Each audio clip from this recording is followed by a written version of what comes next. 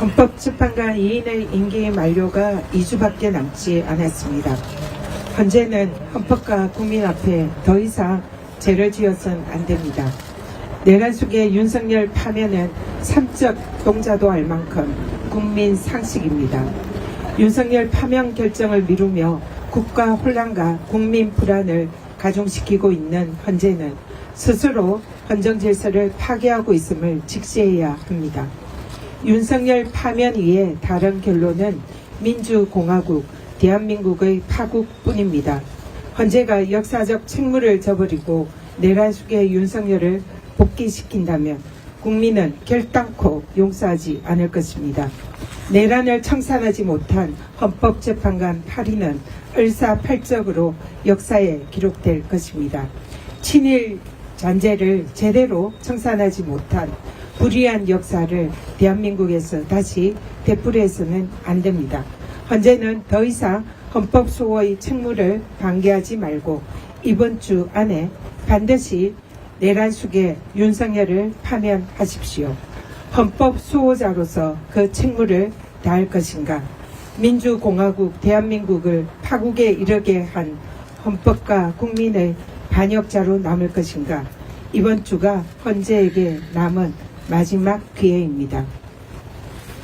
그동안 한덕수 총리는 내란 특검, 헌법재판관, 대법관 임명을 거부하면서 묻지마 위헌 위법 행위를 자행해 왔습니다. 한 대행의 미션은 내란 속의 윤석열 복귀 프로젝트 매니저 공무가 그 실체임이 드러나고 있습니다. 헌법재판관 2인의 임기 만료일인 4월 18일까지 마은혁 재판관을 임명을 하지 않고 버텨서 윤석열 파면을 온몸으로 막겠다는 것입니다. 헌법수호가 제1의 책무인 대통령 권한대행의 헌법과 국민에 대한 반역입니다. 심지어 한 대행이 보여준 그동안의 행태는 윤석열의 복귀를 위해서라면 적극적인 권한 행사가 제한된 권한 대행의 역할을 뛰어넘는 위헌 위법 행위조차 무릅쓰겠다는 것으로 보입니다.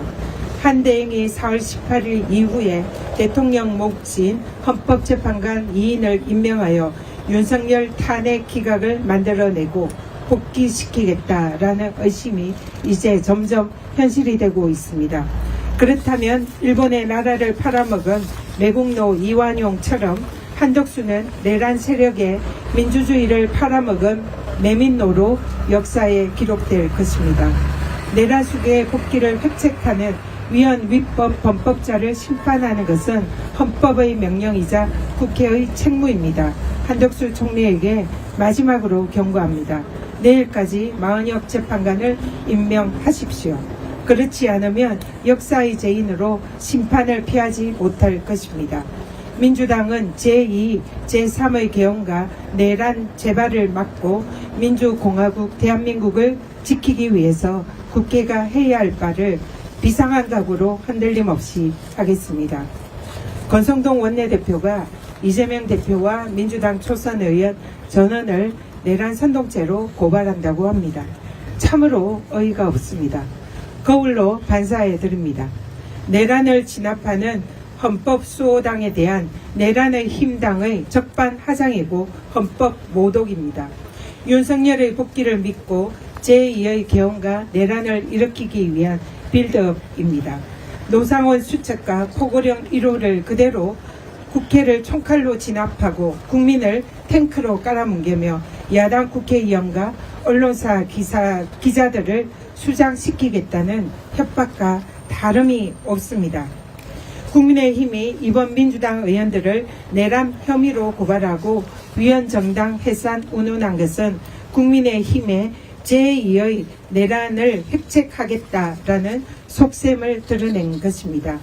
4월 18일 이후에 한덕수 대행과 짬짬이에서 헌법재판관 2명을 임명하고 윤석열을 복귀시킨 이후에 민주당을 위헌정당으로 해산시키겠다는 파렴치한 위헌적인 야욕을 드러낸 것입니다. 그러나 절대로 내란의 힘당 마음대로 호락호락 되지 않을 것입니다. 국민이 절대 내란의 힘, 국민의힘 그동안의 내란 공범 행태를 잊었다고 착각하지 마십시오. 법원에서 발부할 체포구속 영장도 거부하고 내란 수계를 지키기 위해서 공권력도 부정하며 막아선 국민의힘이야말로 내란 선동, 국헌문란 세력 아닙니까? 민주당은 국민과 함께 반드시 내란 수계 윤석열을 파면시키고 내란 수계의 비호, 내란 정당 국민의힘을 헌법의 이름으로 심판할 것입니다. 내란의 힘당 권성동 원내대표의 말이 그대로 부메랑으로 되돌아갈 것입니다. 공직자 이해충돌 방지법 제정에 앞장섰던 전직 국민권익위원장으로서 최상목 부총리에게 경고드립니다. 공직자 이해충돌 방지법에 따르면 직무에 사적 이익 관계가 개입될 경우에는 반드시 직무를 회피하도록 되어 있습니다. 최상목 부총리가 미국 국채를 구입을 하고 사실상 경제 운용을 하는 것은 명백한 이해충돌입니다. 따라서 이해충돌방지법에 따라서 이미 국채를 구입한 이상 자신의 경제 운용 업무를 회피해야 되는 것이 법의 취지입니다. 그러므로 최상목 대행은 당장 경제운용 부총리 업무를 회피를 하기 바랍니다. 그렇지 않다면 국회가 강제로 직무를 회피하게 하는 방법밖에 없습니다. 최상목 부총리의 탄핵 사유가 하나 더 추가가 되었습니다. 이상입니다.